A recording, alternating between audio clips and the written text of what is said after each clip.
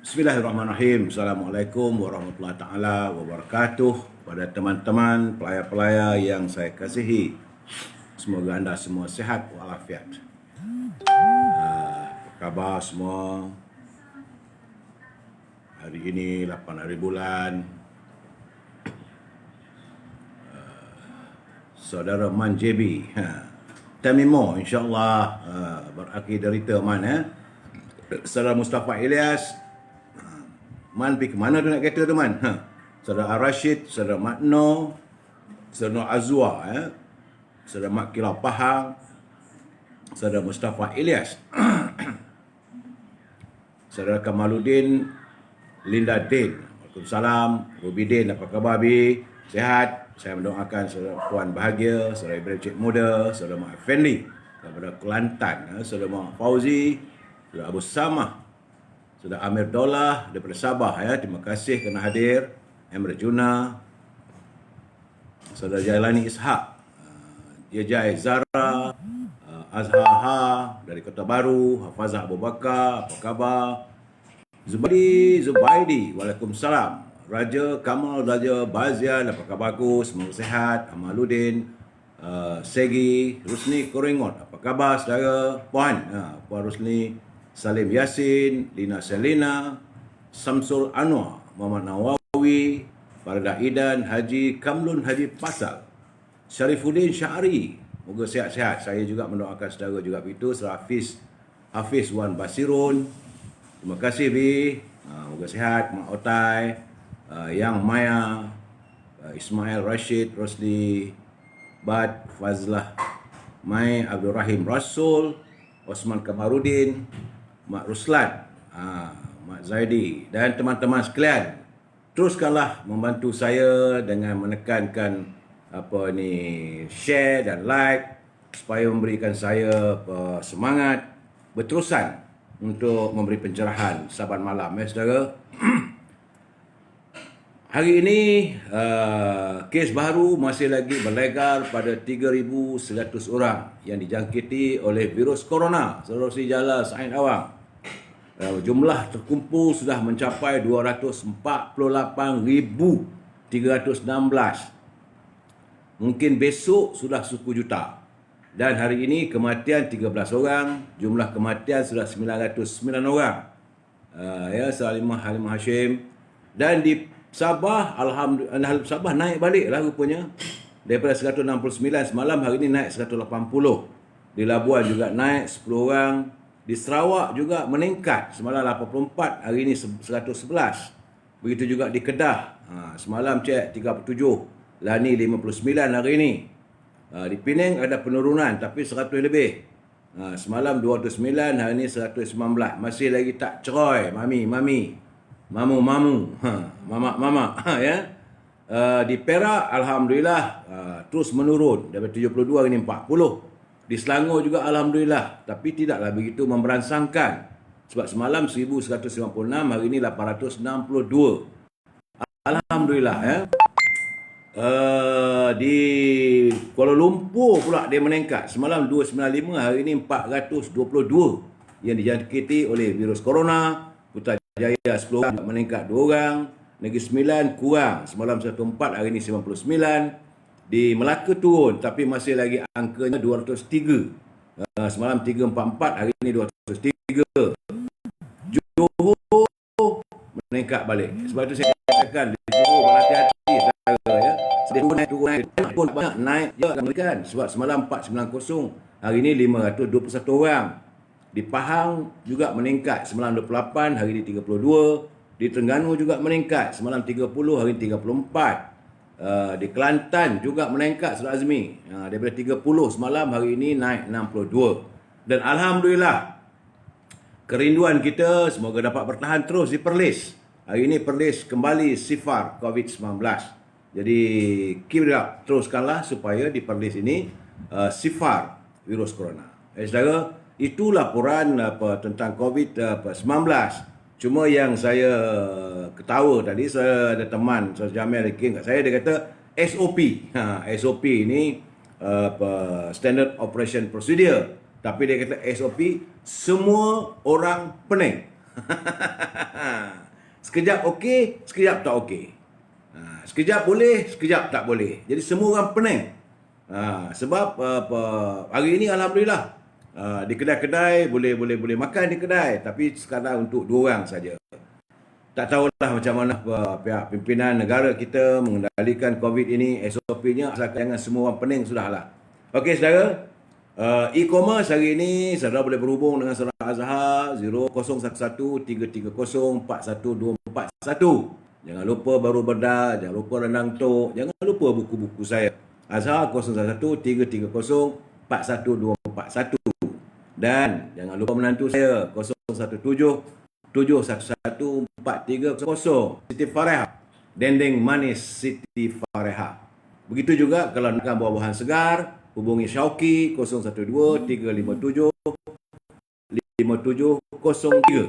Syauqi buah-buahan segar yang diimport dari luar negeri. Kepada warga Selangor yang nak belajar, nak berniaga, tak ada modal, peralatan perniagaan secara khusus disediakan, iaitu dimsum halal. Sila hubungi Encik Zulkifli Haji Sudin 010-767-0371 010-767-0371. Itu untuk dimsum halal. Dan hari ini saya menerima satu lagi kiriman daripada teman-teman kita, pelai-pelai kita minta mengiklankan produknya, iaitu pepes ayam R&B frozen. Saya pun tak tahu, saya tak cuba lagi. Tapi nampaknya sedap lah nampaknya. Dia kata must try. Terima kasih saudara Muhammad, banyak live malam ni. Terima kasih.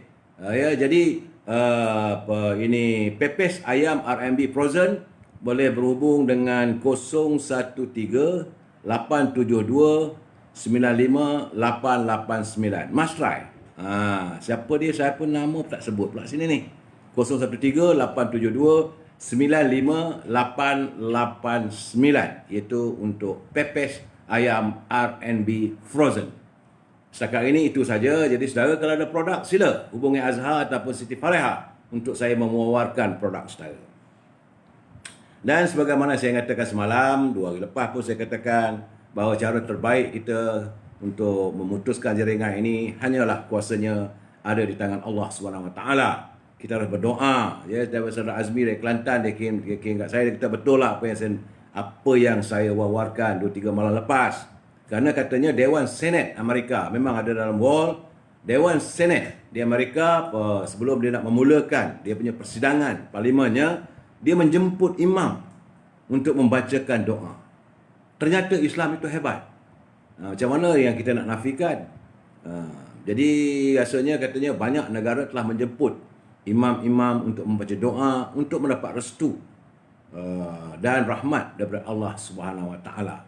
Jadi janganlah kita menafikan ini. Bukalah masjid di seluas-luasnya. Biarlah warga kita ini dapat menunaikan solat berjemaah, bahawa kita boleh meminta pada Allah SWT. Itulah cara kita sebagai umat Islam. Dan hanya dengan berdoa saya yakin bahawa insya-Allah kalau Allah restu, COVID-19 ini segera beredar. Saya pun bukan minat sangat nak mewawarkan tentang COVID ni. Kita tunggu waktunya bila sifat COVID-19 ini. Saudara, daripada Abu Hurairah radhiyallahu anhu bahawa Rasulullah SAW bersabda, ada seorang lelaki yang mampu memberi pinjaman, iaitu hutang kepada orang lain, dan dia pesan kepada muridnya, jika kamu datangi mereka untuk menagih atau membayar hutang tapi mereka dalam keadaan kesulitan, maka bebaskanlah ia. Sebab dengan begitu semoga Allah membebaskan kita pada hari kiamat nanti. Baginda bersabda, maka orang itu berjumpa dengan Allah Ta'ala, lalu Allah membebaskannya atau mengampuninya. Ini hadis riwayat Al-Bukhari 3221. Status hadis itu hadis sahih. Artinya kita saling bantu-membantu bagi orang yang memerlukan bantuan. Orang yang memiliki kemudahan dan kemampuan memberi pinjaman pada orang lain adalah suatu amalan terpuji. Ingat saudara, semoga kita di hari kiamat kelak kita akan mendapat kebebasan dan keamanan daripada dosa-dosa kita bila kita sentiasa memberi itu lebih baik. Tangan yang di atas itu lebih baik daripada tangan yang di bawah. Ingat saudara, negara rahmah, ummah sejahtera. Ini adalah kiriman daripada Pertubuhan Ikram Malaysia Negeri Johor. Saudara Rosli bin Zakaria, pencerahan Datuk, terima kasih. Belum anak menaji, dah boleh ngeteh dah tu. Boleh ngeteh dah. Nampak gayanya dah buka tu, boleh minum 2 orang, boleh ngeteh lah. Kalau siapa nak berjumpa dengan saya, boleh lah. Tapi 2 orang saja. Ya. Saudara, salam impian moratorium dan kumpulan wang simpanan pekerja RM10,000. Tajuk perbincangan kita malam ini adalah UMNO masih diulit mimpi. Tok, bila BSK nak ulas Tommy Thomas tu? Tommy Thomas ni rasanya saya ulas dulu dah. Jadi saya fikirkan tak penting pun pada kita dah. Jadi orang yang begitu buat apa kita nak ulas dia punya buku. Jadikan diviralkan. Saudara Makno, apa khabar? Kita minta satu. Minta apa dia? Ini Saudara Makno ni daripada Parti Keadilan. Saya menyantuni semua sahabat-sahabat saya. Saudara Taram Shah, salam Datuk dan sahabat-sahabat semoga sihat hendaknya. Saudara Taram Shah berkirim salam kepada teman-teman. Saya bila tengok Taram Shah, saya minum kopi dahulu. Jadi tajuk perbincangan kita malam ini adalah UMNO masih diulik mimpi. Sebelum saya beri pencerahan, kita cuba dengar dulu santuni pantun daripada Pak Nazil. Cantik pantunnya. Kata Pak Nazil, madu lebah dicicah bertih, menjilat jari bersandar di kerusi. Dahulu berjubah, berkopiah putih, jadi menteri berkot berdasi. Kod dasi itu mana pakai tie, dasi. Ini bahasa ini Pak Nazir ni cantik. Dan beliau menyindir lah. Siapa yang terkena tu faham-faham sendiri lah. Dahulu berjubah, berkopiah putih. Bila jadi menteri, terus berkot berdasi. Katanya lagi, makan lokan samanya ketam. Ikan darat sama dirasa. Covid dijadikan kambing hitam. Menghalal darurat, merampas kuasa. So saya rasa Pak Nazir juga dia tak setuju dengan adanya perintah darurat sebagainya. Itulah tadi 2 rangkap pantun kiriman daripada Pak Nazir daripada Perlis. Terima kasih Pak Nazir. Saya mendoakan saudara dan keluarga bahagia. Ini undang-undang 2 darjat Malaysia sekarang ni. So faham abang lah ya. Siapa kata itu? Saudara Faiz Zali ya. Zubir Bakar, salam dari P69 Parit Perak. Orang Parit yuk. Jawatan kuasa darurat telah pun dibentuk. Biarlah mereka membentuknya. Kita mengharapkan ada sesuatu yang lebih baik. Sebab bagi saya sekarang ni yang paling penting sekali adalah tentang kalau nak tubuh apa sahaja dalam kuasa pun tubuhlah. Yang paling penting sekarang ni rakyat perlu disantuni. Rakyat perlu disantuni kerana janji nak bagi bantuan prihatin. Biar sampai, biar tuntas. Kalau 1,600, biar 1,600. Bukan 1,000 ataupun 100, 200, 300. Buat main-main. Jadi kemudian menyusahkan pula. Sekejap okey, sekejap tak okey. Begitu juga dengan sistem moratorium. Sepatutnya diberi pada semua mereka-mereka yang meminjam. Yang mengadakan pinjaman dengan pihak bank. Jadi sistem moratorium bukan diberikan 100% pada bank untuk buat keputusan. Sebenarnya saya berkesempatan petang tadi minum teh petang di kediaman resmi Yang Berhormat Mulia Tengku Razali Hamzah. Beliau menyatakan bahawa beliau khawatir yang tak amat sangat melihat kebejatan tentang ekonomi negara. Beliau kata dalam keadaan sekarang ni, dia kata kalau tak berhati-hati kita akan lumpuh ekonomi sebab pelabur luar tak datang, dan dia cukup khawatir kalau berlaku sistem bank ini lumpuh. Jika ini berlaku katanya, maka wang kita sudah tidak ada nilai. Sebab pasaran wang kita ni akan tersekat. Saya dah mendengar kenyataan beliau itu, terkejut saya. Dia kata kalau kita tak berhati-hati, kalau pimpinan tidak segera memperbaiki ekonomi negara kita dalam keadaan sekarang. Jadi dia kata kalau buat perintah darurat ke, buat COVID, PKP ke apa semua tu, sedangkan tidak ada kelancaran, tidak ada aktiviti ekonomi, apa nak jadi? Bagaimana kalau wang kita nanti, bila bank itu rosak, runtuh, apa yang berlaku di Greece dan juga pernah berlaku di London, no? Maka dengan sendirinya, wang kita ini sudah tidak ada nilai. Bila wang kita tidak ada nilai di pasaran antarabangsa, permasalahan barang-barang yang kita import, terutama barang-barang makanan, akan tersadai di pelabuhan. Nak tunai macam mana wang tak laku? Ini kekhawatiran daripada Yang Berhormat Mulia Tengku Razali Hamzah. Yang beliau nyatakan, saya bersetuju dengan pandangan beliau, bahawa sekarang ni sudah sampai waktunya. Pantah beli emas.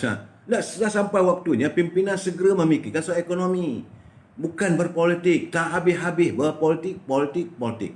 Dan sedangkan rakyat bersambah teruk lagi. Makanan dia menzahirkan banyak kiriman katanya dia dapat walau sepanjang beliau bercuti, dapat rawatan dalam hospital pun masuk juga kawan-kawan mengirim gambar dekat dia. Dia rasa sedih melihat ada rakyat kita. Tak sepatutnya benda itu berlaku di negara kita. Kalau tak sepatutnya rakyat kita menyelongkar tempat tong sampah untuk mencari makan untuk nak dibagi pada anak bini. Saudara Mak Fauzi Abdullah, ringgit akan jadi macam Zimbabwe. Ini kekhawatiran beliau. Ini kekhawatiran beliau. Bahawa kalau kita punya ekonomi tidak mantap, tidak boleh diperbaiki, dan akhirnya kita tersadar. Lebih teruk daripada Indonesia nanti ringgit Malaysia ni. Ini keadaannya. Sebab pelabur sudah tak ada. Tadi saya tengok adalah tadi mengatakan menafikan bahawa pelabur tak lari macam mana ni, dengan jelas kita lihat. Dan pimpinan kerajaan masih lagi nak menegakkan benang basah. Kalau mereka tak mampu, letak jawatan. Mudah saja, tak mampu menghadap agung. Ni mungkin ada kabarnya, tak tahulah, katanya 24 bulan ni Majlis Raja-Raja akan bersidang. Saya berkeyakinan apabila rakyat-rakyat di setiap negeri, NGO menghantar memorandum ke bawah Duli Yang Maha Mulia Raja-Raja Melayu di tiap negeri, mungkin perkara ini akan disentuh dalam mesyuarat Raja-Raja Melayu. Perkara ini keyakinan saya. Tapi soal itu pulanglah. Kerana soal tentang apa yang berlaku di Persekutuan Tanah Melayu, di Persekutuan federal, itu kuasa agung. Tidak mungkin Raja-Raja Melayu akan mencampuri kuasa mutlak. Tetapi bagaimanapun brother rulers ataupun iyalah Raja-Raja Melayu ni, mereka bukan orang lain pun, saudara sana, saudara sini dan sebagainya. Jadi tentulah mereka juga akan menzahirkan kerunsingan. Kerana jika ekonomi tidak ditangani, kekhawatirannya bahawa rakyat tertekan, dan tentulah mereka akan melampiaskan kemarahan itu pada pimpinan. Termasuklah juga mereka akan marah pada istana. Sekejap minta tolong buka aircon, panas dah. Dah berpeluh ni, belum apa-apa lagi. Saya bercerita ni. Sebab dalam keadaan sekarang ni, saya khawatir. Kerana Yang Berhormat Mulia Tengku Razali mengatakan kepada saya, dia kata mesti adanya reform ataupun islah, penambahbaikan, kebaikan. Jadi Majlis Raja-Raja Melayu nampak jelas sekarang yang bermasalah bukan UMNO. Saudara jangan tuduh UMNO bermasalah. Saudara, saya minta maaf saudara. Bila saudara kata yang bermasalah UMNO, UMNO tidak bermasalah. Saudara Zenon, Majlis Raja-Raja Melayu nampak jelas sekarang yang bermasalah. UMNO tidak bermasalah. UMNO is a political party. Yang sekarang ni yang memimpin negara ni bukan daripada UMNO saja. Daripada parti PBM, Merata apa semua. Jadi kita tak boleh nak tiba-tiba nak bagi satu statement passing by begitu saja. UMNO tidak ada bermasalah. Pimpinan ahli-ahli parlimen UMNO itu bermasalah. Menteri-menteri UMNO yang berada dalam kabinet, mereka bermasalah. Jangan lupa, tetapi menteri-menteri daripada UMNO ni tak ada pula di kementerian-kementerian yang penting, yang boleh menguruskan soal ekonomi. Yang menguruskan ekonomi adalah Datuk Mustafa Mohamed daripada parti PBM. Menguruskan perdagangan daripada luar negeri, perindustrian, Mustafa Mohamed, Azmin Ali daripada PBM. Jangan lampiaskan pada UMNO, itu tak betul tu. Jadi saya yakin Majlis Raja-Raja Melayu sudah pasti mereka akan melihat perkara ini secara serius. Jadi ini keadaannya sebenarnya saudara ya. Saya tidak menyalahkan sesiapa. Memanglah keadaan ekonomi dunia tidak dinafikan, memang mengudum. Tadi saya tengok juga kiriman apa yang berlaku di Wembley. Beratus orang sekarang ni, kota London yang dulunya hebat ekonominya, pun sekarang ni mewujudkan rumah-rumah ataupun pusat-pusat memberi bekalan makanan pada rakyatnya. Jadi rakyat kerajaan England berusaha untuk memastikan agar rakyatnya tidak lapar. Dia tak akan membiarkan rakyatnya pergi menyelongkar di tong sampah untuk mencari makanan. Jadi sepatutnya pimpinan kita hari ini mesti memikirkan jangan sampai adanya rakyat. Jadi Yang Berhormat Mulia Tengku Razali bagi tahu kat saya, dia kata sedih.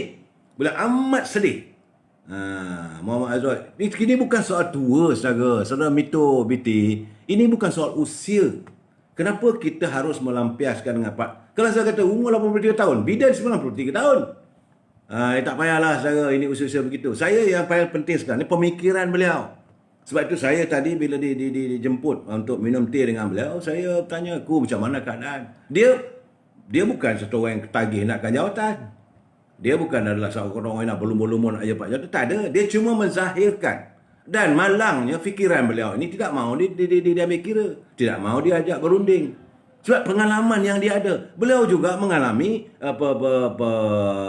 waktu Mageran dahulu, waktu perintah darurat. Beliau berada di sisi Tun Razak. Beliau bersama-sama dengan Tun Razak membina kembali ekonomi negara. Dan akhirnya apa terjadi? Dan beliau bukan yang mabuk kuasa. Sebab itu bila Tun Hussein Onn kata, okey, you jadi Perdana Menteri. Dia tak nak dia bagi pada Dr. Mahathir. Ini jelas. Kalau saudara tak percaya, minta Dr. Mahathir saman saya lah. Tun Hussein Onn memang tak nak Dr. Mahathir. Dia supaya nak kata tak payah. Dia kata, sebab dia masa itu, dia lebih memikirkan soal untuk menyelesaikan masalah di Petronas. Dan terbukti Petronas ini adalah angsa emas yang menghasilkan telur-telur emas untuk negara kita. Jadi saya bukan nak berkempen, tidak. Tapi bila saya dapat berpeluang bertanya dengan beliau menzahirkan kekhawatirannya nanti kalau ringgit kita tidak laku di pasaran antarabangsa. Kesannya kerana ekonomi kita dalam keadaan yang nazak. Ini yang saya lontarkan, saudara. Jadi kita harus berfikir secara matang. Jangan kita terus buat statement. Mungkin saudara tak ada lagi waktu itu. Saudara mungkin anak muda yang tak kenal siapa dia. Tapi kalau saudara harus melihat, saya bukan nak berkempen, melihat daripada awal pembabaitannya dalam politik. Lain tak ada lah ekonomi. Sebab dia mengatakan bahawa yang penting sekarang ni, towards the end, rakyat pentingkan perut mereka. Kalau perut rakyat ini kosong, negara huru-hara. Ini masalah. Sebab sekarang ini, Vietnam sudah ada di recover. Indonesia sudah pun melonjak. Walaupun di Kamboja itu berada dalam keadaan krisis politik, tapi ekonominya dari segi COVID-nya dapat diselesaikan. Di Thailand begitu juga, tak ada masalah. Singapura terus berada di hadapan. Jadi kenapa kita sudah mula berada di tingkat paling bawah berbanding dengan di Filipina. Mereka negara ini semua kena serang dengan COVID. Filipina lebih teruk. Satu ketika Duterte, dia surrender. Dia kata, I don't have any more money. Filipina kata, negara Filipina tak ada duit lah. Nak beli vaksin ke apa semua, tak ada. Tapi akhirnya rakyat dia dengan penuh keyakinan, dengan penuh keinsafan, mereka berusaha. Dan ekonomi Filipina sudah ada gerakan yang lebih baik daripada Malaysia. Ini keadaannya. Jadi saya cuma nak membawa pada saudara apa yang berlaku hari ini. Itu keadaannya. Kita lain tak ada. Hasik, macam saya kata tadi, UMNO ni diulit mimpi. Aku nak jadi menteri. Aku nak jadi Perdana Menteri. Aku nak jadi itu. Aku nak jadi ini. Sedangkan orang lain jauh ke depan. Asyik nak cari jawatan sebagainya. Tak sempat pula saya nak memberi penjelasan lain. Jadi itu keadaan saudara. Jadi saya mengharapkan supaya pimpinan negara, khususnya Kementerian Perdagangan Dalam Negeri Haiwan Pengguna, memastikan makanan ada. Usahakanlah apa cara pun makanan rakyat boleh dapat makan. At the end of the day, bangun pagi anak-anak ada makanan tersedia di atas meja ataupun di atas tikar untuk anak-anak nak makan. Ini bukan soal nak dapat politik, ini bukan soal nak dapat jawatan itu dan ini. Lain tak ada adalah perut rakyat mesti diisi. Jangan sama-sama sekali kita biarkan rakyat lapar. Jangan biarkan rakyat lapar. Okey, saudara? Sebab itu Presiden UMNO, Datuk Seri Zahid Hamidi, dia menyatakan terus terang, dia kata apabila rakyat yang kecewa, katanya, menyindir banker atau bank yang menjaga sama-sama bank. Jadi penyokong-penyokong mereka, khususnya penyokong-penyokong Tengku Zafrul, marah. Tuduh rakyat tidak tahu bersyukur. Jadi, apa kata Zahid? Dia kata kami, pemimpin UMNO dan Barisan Nasional, dituduh pula bermain politik apabila bersuara dan membangkitkan persoalan ini. Sedangkan persoalan ini merentasi dimensi politik. Ini soal rakyat. Jadi soal membantu rakyat ini adalah kemestian bagi mereka yang bernama pemimpin. Kalau kamu tak nak fikir soal rakyat, kamu berhenti. Get lost. Jadi pekerjaan PN tak berhenti-henti buat kerja nak selamatkan negara. Ini masalah dia.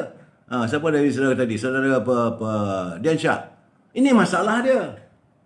Mereka berpolitik. Kemudian, saudara, saya dapat kiriman tadi daripada seorang peguam, saudara Faizal. Dia peguam.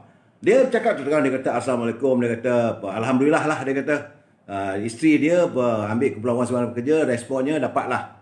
Cuma yang 10K tak dapatlah, tapi dapatlah. Dalam masa 4 hari tu prosesnya apa semua dah dapat, tapi tidaklah 10K. Jadi mungkin permohonan lain tu tak dapat tu disebabkan faktor-faktor lain kot, wallahu alam, dia kata. Cuma dia kata yang dia tak faham sekarang ialah peraturan baru yang membenarkan pesakit dialisis makan dan minum semasa menjalani rawatan. Jadi mereka yang menjalani dialisis tidak dibenarkan makan ataupun minum. Peraturan baru ni dia kata. Sebab dia melakukan dialisis. Sewaktu dialisis itu diadakan, dia kata bukan sejam. 4 jam, 5 jam, dia kata. Selama 15 tahun saya jalani dialisis. Inilah kali pertama peraturan ini dikeluarkan. Yang anehnya, pusat dialisis tidak pula mengeluarkan notis atau arahan bertulis mengenai hal ini. Jadi, jururawat hanya mengatakan ianya arahan CKAPS. Yang saya percaya adalah di bawah Kementerian Kesihatan Malaysia. Macam mana ni? Biasa bayangkanlah dia kata 4 jam tak ada buat apa, buat rawatan darah semua, minum tak boleh, makan pun tak boleh, 4 jam 5 jam. So perkara ini perlulah disantun oleh Kementerian Kesihatan. Saya juga menerima kiriman daripada saudara Khairul Azri. Ini sedih dengar ni, Khairul Azri ni tadi. Dia kata saya dah kena buang kerja. Tak ada duit. Maka benda paling cepat buatlah dengan berniaga online. Dia kata jadi ejen makanan ke apa ke, janji duit pusing lajulah, dia kata. So deal pun dia kata cash on delivery. Nak buat COD rupa-rupanya sekarang ni kena apply permit pula. Nak apply permit, majlis pembandaran tutup dari awal bulan. Bila nak buka kembali tak tahu, masih tak ada makluman. Jadi dia kata dah je lah labu, anak susu dah nak habis, duit kereta nak kena bayar, sewa rumah, tuan rumah dah tanya berkali-kali. Nak jadi cerita tak sempat jumpa customer, dah kena tahan polis.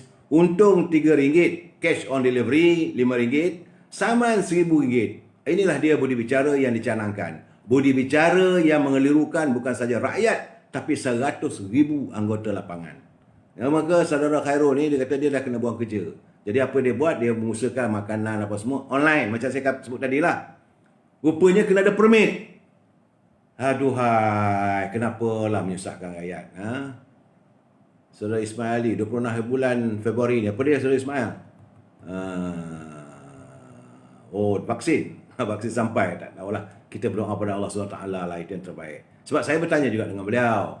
Yang tadi waktu saya dengan yang Mulia Tengku Razali, apa rasanya apabila dia rasa sakit COVID ni, dia kata dia cuma susah bernapas. Tapi rawatannya untuk pernapasan je lah.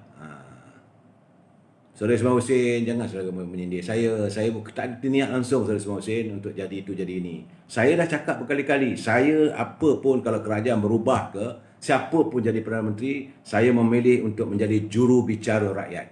Biarlah saya, dengan cara saya akan melontarkan segala masalah rakyat. Dan kita kalau ada pandangan kawan-kawan, pandangan teman-teman, saya lontarkan untuk kita fikirkan bersama.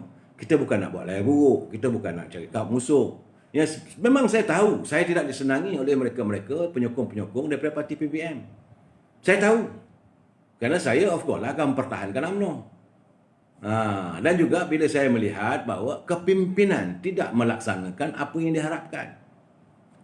Jadi sebab saudara lihat, jadi contohnya, macam mana saya kata tak ada kebejatan. Setiap mereka yang keluar negeri, kalau balik dalam negeri ni, mesti 14 hari kena kuarantin. Ini SOP. Kena buat. Tapi bila kena Pak Menteri, 3 hari. Sebab itu macam kata saudara Fuad Zakasi lah, dia hantar kiriman saya. Dia kata macam ada 2 darjat lah. Betul lah apa yang Datuk cakap 2 malam tu. Dia kata bahawa kerajaan kita ni ada 2 darjat. Kalau menteri, bolehlah 3 hari. Rakyat 14 hari. Ni apa benda ni?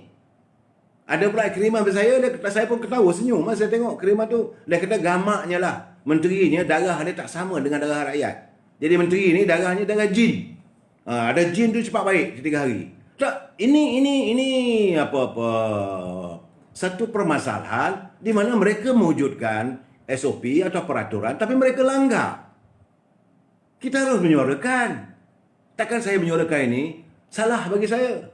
Saya melihat tidak ada keseimbangan. Cakap tak serupa bikin. Memanglah mungkin nada saya tu agak keras. Mungkin mereka tak suka dengar. Terpulanglah kamu. Kalau anda buat baik, saya kata baik. Bukan saya tak pernah puji, benda yang puji saya pujilah. Macam apa kata Puan sikit, tiba-tiba saja dia kata Menteri Kesihatan keluar surat. Semua menteri balik bertugas dari luar negara tidak perlu kuarantin 10 hari. Mereka terkecuali dari Seksyen 15 Akta 342. Terkecuali. Dan katanya dia menimbul persoalan. Saya dengar pun begitu juga. Tapi ini pejabat Perdana Menteri belum buat kenyataan. Benarkah berlaku kekecohan di airport Subang? Di lapangan terbang Subang. Ini yang dirontakkan. Saya tak tahu, kita dengar-dengar. Saya hiasi lah. Tak tahu. Dia kata benarkah berlaku kekecohan di airport Subang? Pegawai KKM sudah menunggu. Pegawai Kementerian Kesihatan sudah menunggu untuk urusan kuarantin. Bila rombongan Perdana Menteri sampai di Jakarta. Tapi katanya mereka tidak mahu kuarantin 10 hari. Ya ini kita minta, kita tuntut Jabatan Perdana Menteri dan memberi penjelasan. Jadi sebab itu gambarnya Menteri Kesihatan mengeluarkan arahan baru melalui Warta Persekutuan. Kuarantin cuma 3 hari. Arahan Ketua Pengarah Kesihatan di bawah Akta 342. Jadi Akta 342 kena overrule lah. Kalau tidak mau dikuarantin, apa perlunya keluar negara? Kalau setakat nak bincang laluan hijau apa semua, buatlah dalam sidang maya. Tak, ini masalah yang saya lihat kebejatan yang berlaku. Saya jangan lupa dah. Sebab mulai hari ini, tiada lagi compound. Seksyen 24 Akta 342, penjara selama 2 tahun atau penjara 5 tahun. Tiada lagi compound, terus kena reman. Sebab itu saya berharap saudara jangan keluar. Selepas jam 10 malam jangan keluar rumah. Duduk di rumah tak pasal-pasal kena ni. Ini keadaannya. Kemudian apa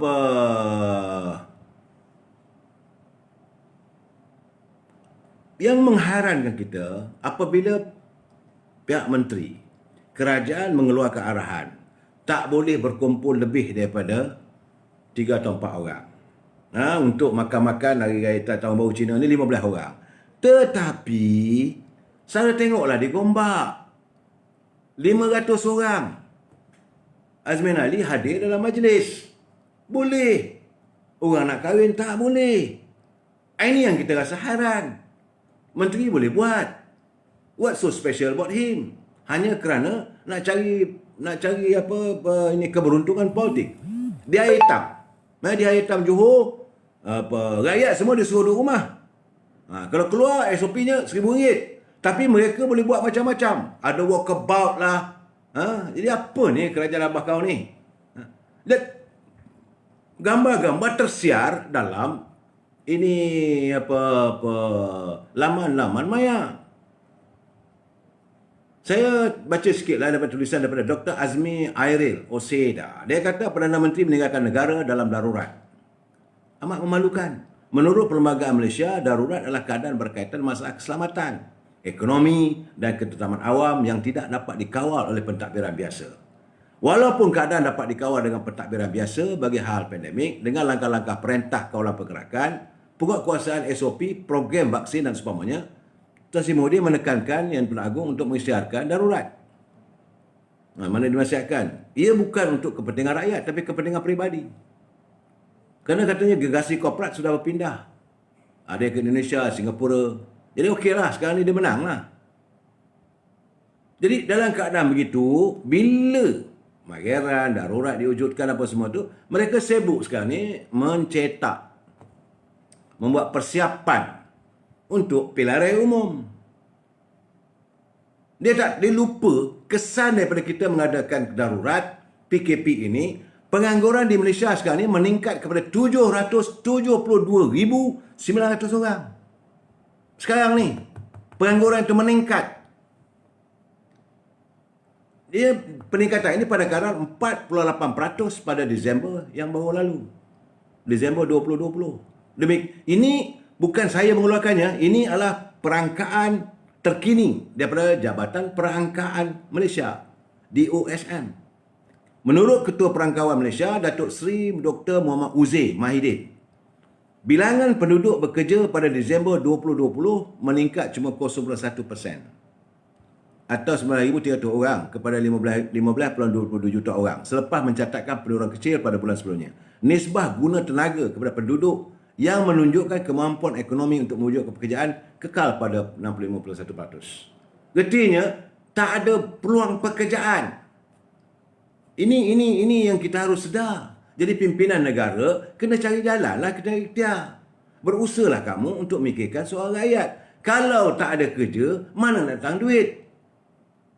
Kita tak buat macam mana di London. Di London dia ada wujud tiap-tiap precinct dia ataupun tiap-tiap daerah dia. Macam saya katakan tadi, dekat Wembley. Sediakan kawasan tu. Orang boleh hantar bagi ada duit tu. Hantar derma apa semua tu. Sediakan makanan. Dan bakul makanan sediakan yang jelas, yang betul. Bukan bakul makanan yang nilainya RM100 tapi isi dalam RM35. Ini siapa hantar pasal tadi? Dia kata Assalamualaikum, salam maghrib tu. Sekarang ni ramai sudah ibu bapa yang mula risau dan bising mengenai jadual persekolahan anak-anak mereka. Dia penetapan yang macam Cip Mo ni amat membingungkan. Ketua pengarah Kementerian Pendidikan Malaysia harus bersikap tegas dan konsisten dengan keputusan mereka. Jangan hari ini lain, esok lain.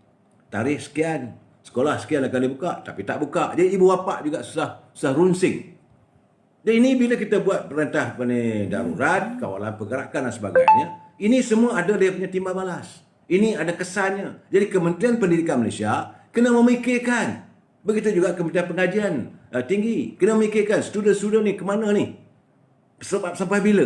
Apa masalah? Kerana sekarang ni yang terlepas pandang adalah warga orang asli. Sekarang ni mereka belajar di rumah. Warga orang asli tak ada komputer. Tak ada bekalan komputer. Bekalan elektrik pun tak ada. Bagaimana mereka terbiar? Sebab itu, naib Presiden Jaringan Orang Asli se-Malaysia, Saudara Yusri Ahun, dia minta, kalau boleh dia kata, mintalah Kementerian Pendidikan ni, hantarlah 1 atau 2 guru ke perkampungan warga asli ini.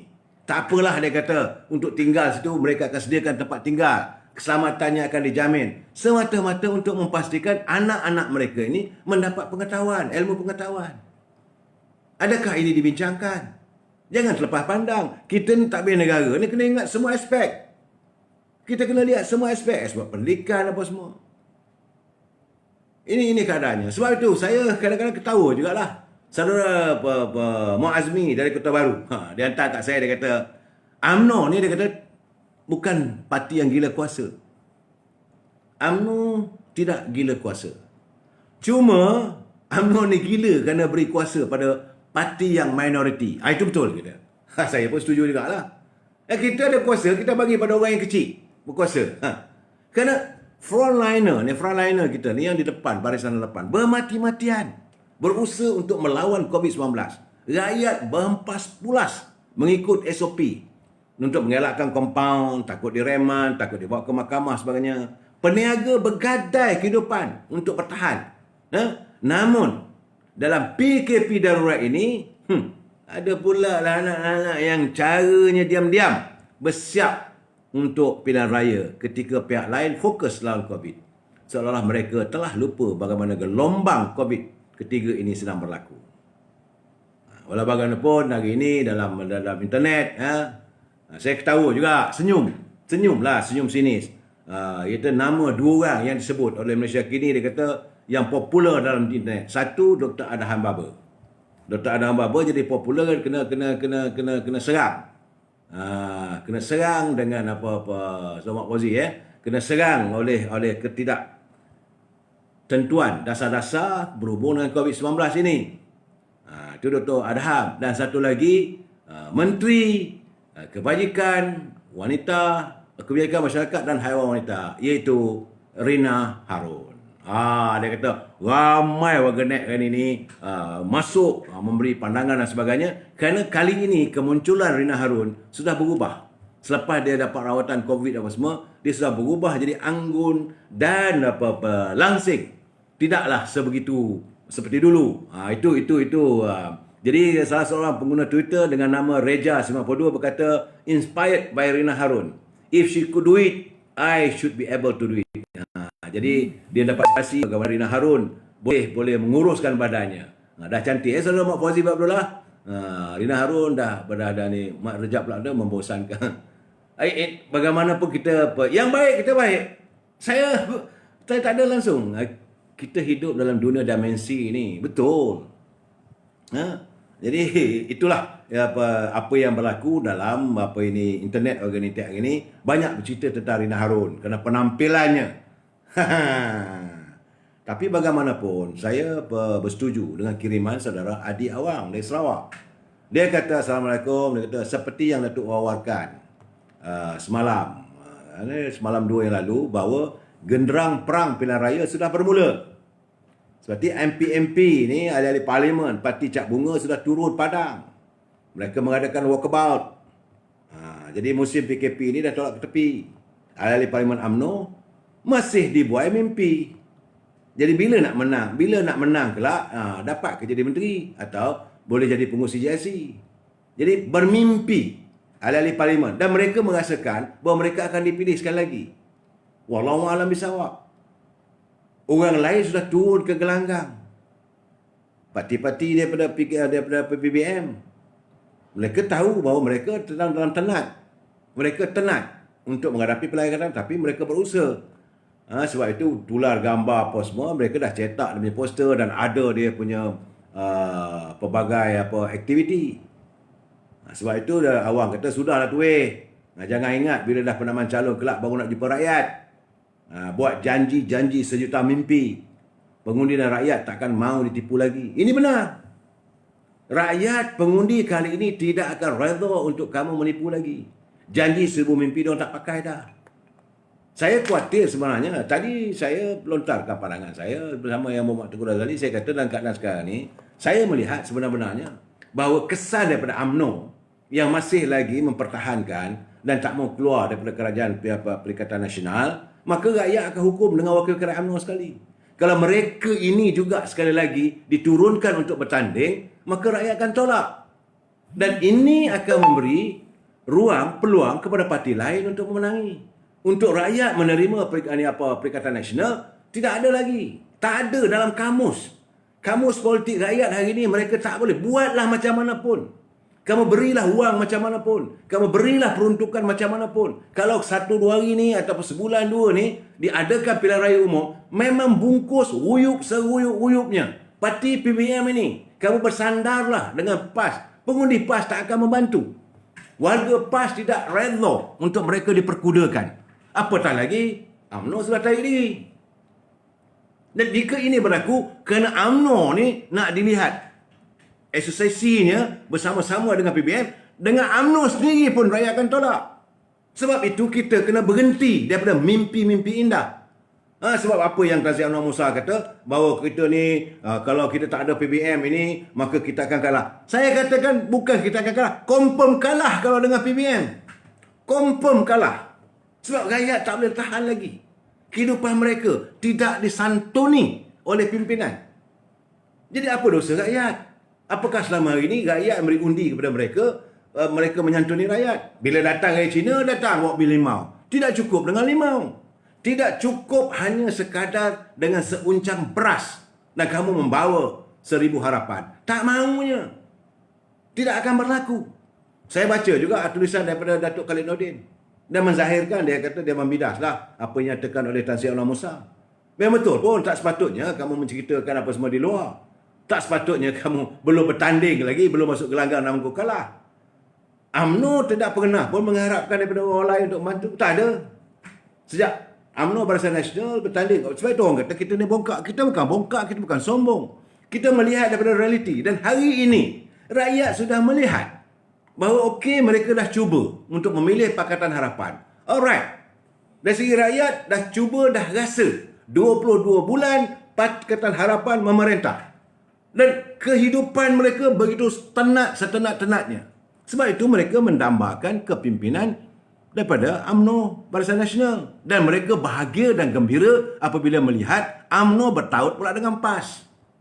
Ini membuatkan satu kebahagiaan. Tetapi apabila diundang datangnya PPBM ini, maka mereka melihat, mereka juga kecewa. Saya berkeyakinan warga PAS di peringkat Akar Rombi juga kecewa.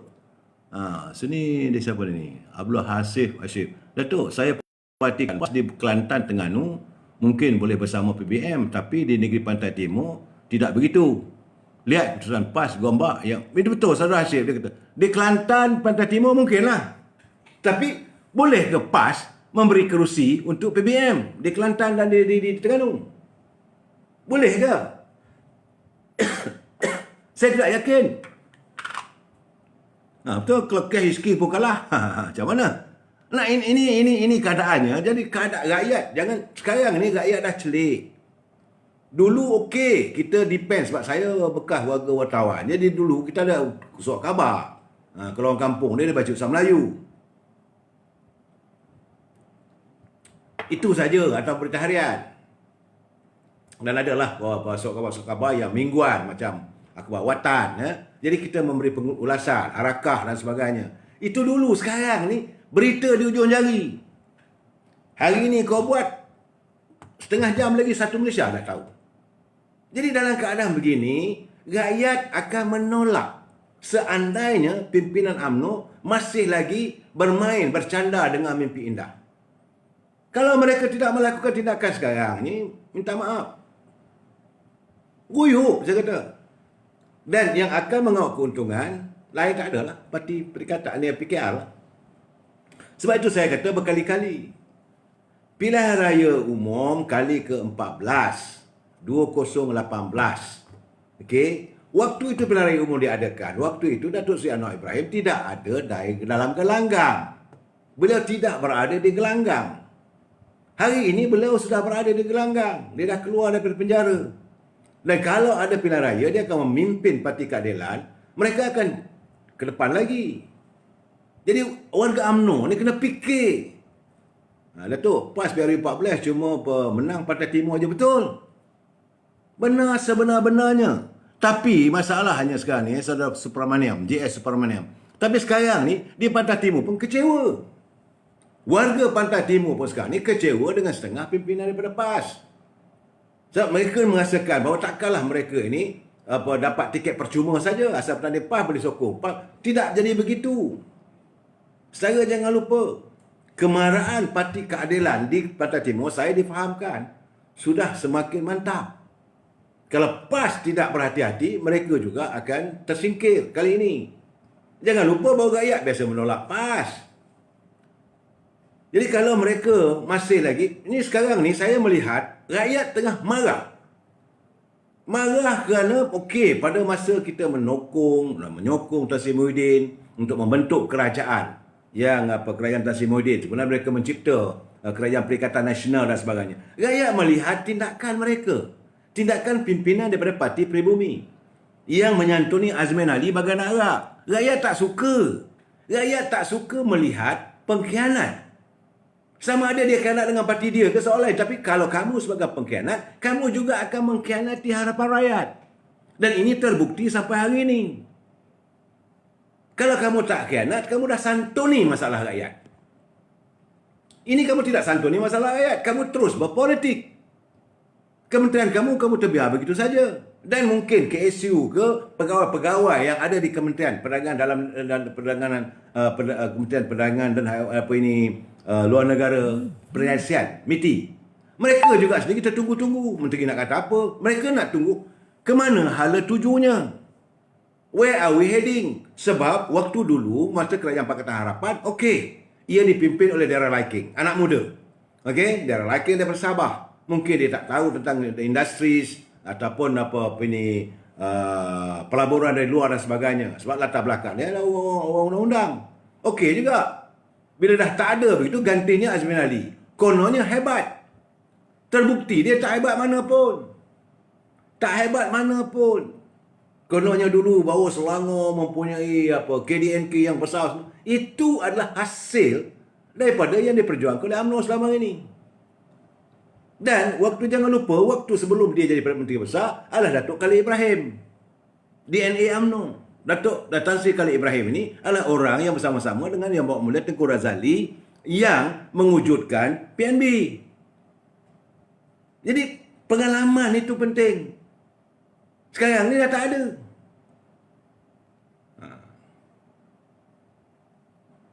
Bahaya Dok. Siapa cakap ni? Allah, betul Dok, dia kata bahaya ni, dia kata. Bahaya kerana ini apa betul tu semurid kan tak boleh percayai ada udang sebalik batu. Ini betul. Begitu juga apa berlaku di Ampang. Kementerian Perumahan dan Kerajaan Tempatan, apa yang kamu lakukan? Sebab kamu menyambung apa yang kamu dapat daripada Kerajaan Pakatan Harapan dulu. Dan sekarang ini di bawah Perikatan Nasional. Kamu masih di Perdana Menteri. Tapi adakah kamu menyantuni warga di Ampang? Warga Ampang dahagakan perumahannya macam mana, rumah-rumah flat macam mana. Pergilah secara bertandanglah ke kawasan Bukit Belacan ke kawasan-kawasan Ampang. Dalam kawasan dia. Dan sesak dengan manusia. Dan manusia yang hadir situ bukan daripada ni, rakyat tempatan pun, setengah daripada luar negeri. Parti pun penuh. Adakah kamu santuni? Ini masalah sebenarnya. Dan kedua-dua mereka ni pasti akan ditolak. Untuk di kawasan Pantai Barat, saya nak bagi tahu. Pukul saja genderang, rakyat akan menunjukkan kuasa mereka kali ini. Untuk Pantai Timur, saya belum dapatan yang sepenuhnya. Tapi teman-teman saya di Kelantan, di Kota Baru khususnya, begitu juga di Terengganu, mereka membayangkan bahawa mereka kecewa dengan pimpinan PAS. Kerana mereka melihat tiba-tiba saja PAS boleh mengasosiasikan dirinya dengan Azman Ali. Pimpinan PAS balon Anwar Ibrahim. Okey, kita terimalah. Moral lah itu. Tapi kamu terima Azman Ali. Jadi cakap tak semua bikin. Sebelum ini kamu menzahirkan cerita tentang Islam. Hendakkan RUU. What happened to RUU sekarang? Tiba-tiba dah cakap sekarang tak boleh nak adakan. Tak boleh begitulah, tak boleh begini. Dan lebih mengecewakan warga PAS di Pantai Timur. Apabila kerajaan hari ini mengizinkan daripada 8 drawing, iaitu 8 kali sebulan untuk cabutan nombor 4 nombor ekor, kamu izinkan sebanyak 22 kali. Kalau kamu tak izinkan, tapi kerajaan yang ada sekarang ni mengizinkan sebanyak cabutan itu 22 kali. Cabutan 4 nombor ekor. Dulu, siapa sahaja yang bersama dengan orang yang terjebak dalam maksiat judi, maka dia jugalah sama. So sekarang ni pimpinan PAS dalam kerajaan. Nah, sebab itu saya kata, rakyat tak boleh dibohongi. Sebab itu nak cakap terus terang. Saya terus terang saya katakan bahawa saya worried. Khawatir saya warga UMNO. Warga UMNO sekarang ni kecewa dengan tindak tanduk ahli-ahli parlimen UMNO. Menteri-menteri UMNO. Sebab 145 bahagian. Kalau 145 bahagian tu ahlinya tidak lebih, tidak kurang daripada 2 juta orang. 2 juta warga UMNO kamu kecewakan. Bahawa tuntutan UMNO lain ada. Tariklah diri daripada Kerajaan Perikatan Nasional. Kerana terbukti Kerajaan Perikatan Nasional mengkhianati setia kawan. Hadir mereka tidak lain dan tidak bukan adalah untuk menjahanamkan UMNO. Dan hari ini mereka bersama-sama dengan PS. Setelah mereka tidak dapat untuk menenggik dengan UMNO. Kerana pimpinan akar umbi, pimpinan UMNO di setengah-setengah bahagian ini. Jadi kepada pimpinan UMNO bahagian, yang anda sebagai warlord, yang dulu hebat, yang anda menjaga kawasan-kawasan masing-masing. Kalau anda bergelar ahli parlimen, anda tidak melakukan tindakan itu, anda mengecewakan warga UMNO. Mereka hadir. Ini bukan cerita bohong. Ini bukan buat-buat. Yang terzahir dalam persidangan UMNO bahagian. Saya dapat juga kiriman tip-tip, ucapan-ucapan perwakilan dalam persidangan agung UMNO bahagian-bahagian. Sama ada di Alostar ke, sama ada UMNO bahagian di Kedah ke, di Pulau Pinang, di Perak, di Selangor. Mereka jelas menyatakan penolakan untuk bekerjasama dengan PBM. Malah mereka katakan kalaulah PAS tak mahu bersama dengan kita, apa nak buat? Saya khawatir benda ini akan meruntuhkan muafakat nasional. Kalau muafakat nasional itu runtuh, bagi UMNO tak ambil kisah. Seperti mana kata Tengku Razali, dia kata sejak bila kita menumpang orang?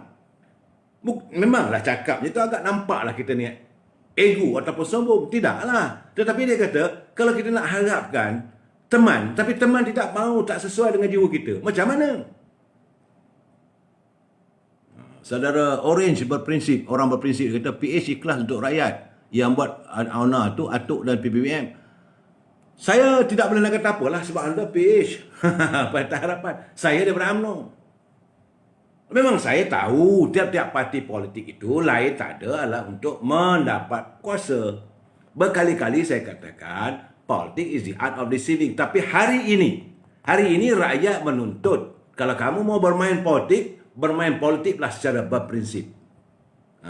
Itu prinsip tu, bukan ego. Betul Salam Alias. Prinsipnya kalau kita berkawan, mesti ada setia kawan. Jangan kawan ini hanya untuk membolehkan kamu naik nilai harga kamu. Bila harga kamu naik, kamu tinggalkan sahabat. Ini tak betul. Apabila kamu diangkat menjadi ahli parlimen, kamu tinggalkan rakyat. Ini tak betul. Dulu yes. Dulu okey saya terima sebab rakyat tak tahu. Mana yang Muhammad? Yang Muhammad ada Kuala Lumpur, Musyarat. Zaman saya kecil-kecil dulu, usia saya dalam 10 tahun apa semua, tak ada wakil rakyat. Saya terdengar.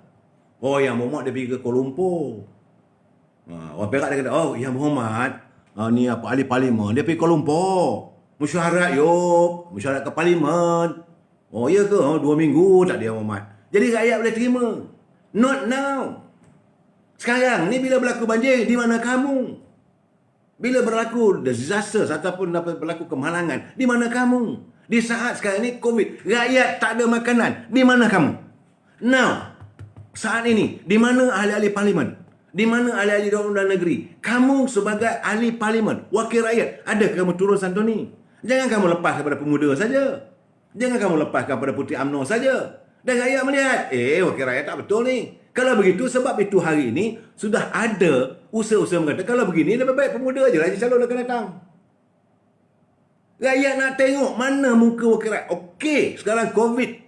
Selalu jangan lupa ya, selalu lihat apa berlaku Anthony Loke di Seremban. Dia ahli parlimen Seremban. Dia tak ada buat majlis. Dia tak ada buat macam mana Azmin buat, macam di Batu Pahat buat, macam mana di Muar buat. Tak ada.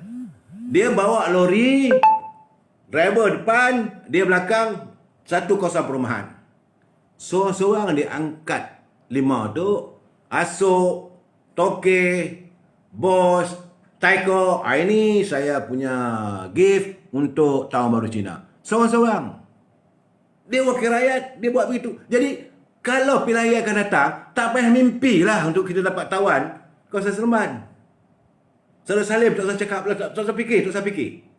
Kerana cara dia buat begitu. Tapi kita, wakil rakyat kita macam mana? Turun daripada Mercedes. Turun daripada kereta, daripada Alphard. Turun daripada kereta besar. Yang ada supirnya. Pegawai, okey. Nak minum kopi dia tak boleh. Santuni rakyat kawasan kamu. Jangan kamu masih lagi diulit mimpi indah. Now, kita sekarang ni, mereka Parti Perubatan Bersatu sudah mula menyerang. Mereka dah mula bergerak. Sebab dia orang tahu bahawa dia kerajaan. Ada apa pun boleh main kenik mata. Kita ni macam mana? So, kalau anda menjadi ketua bahagian, turunlah. Sama ada anda di bahagian yang okeylah, kalau kawasan Kepung tu tak payahlah. Sebab itu memang tentu pun kawasan DAP. Tapi bagaimana di kawasan Setiawangsa? Bagaimana di kawasan Titiwangsa? Di mana di kawasan Wangsa Maju? Di mana kawasan ini Bandar Tun Razak? Ini ada pengundi. Mana dengan kawasan di Lembah Pantai? Anda tak peduli, uyup. Kalau dulu pilihan raya lepas tu, wilayah persekutuan, satu aja ada dapat balon. Satu kedua dua. Putrajaya dengan di Labuan. Akan datang uyup. Sebab Putrajaya kalau bukan Tengku Anan yang bertanding, warga Putrajaya tak nak. Sebab zaman era Tengku Anan dia santuni. Nah, itu di wilayah persekutuan. Bagaimana di Johor? Turun ke kamu.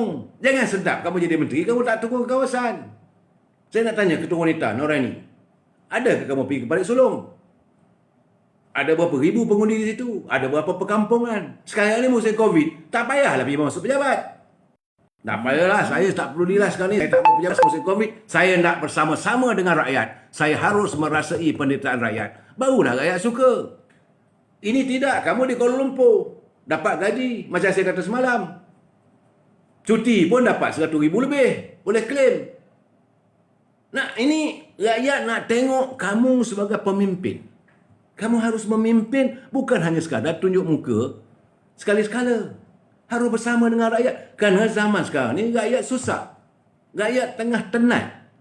Berilah bantuan. Sebab kamu ada peruntukan. Okeylah, kawasan macam Datuk Zahid Hamidi di kawasan. Ya, mereka berdendam dengan Presiden UMNO sebab itu bagi 100,000 saja. Okey, tapi yang lain yang mendapat 3.5 million. Ada 35 juta peruntukan daripada kerajaan. Jalankanlah tugas kamu. Itulah saudara ke dalam yuk. Itu yang saya tak tahu. Saya tak adalah saya nak kata apa. Saya tidak mahu nak bercerita tentang peribadi seorang. Tapi saya katakan kalau bukan Tengku Adnan, saya rasa akan datang tak dapat. Saya berkeyakinan begitu. Kerana boleh ke kamu menyantuni ke itu? Ni siapa ni dia? Lembah pantai ni. Saudara AKD Tony. Lembah pantai lagi kental tu.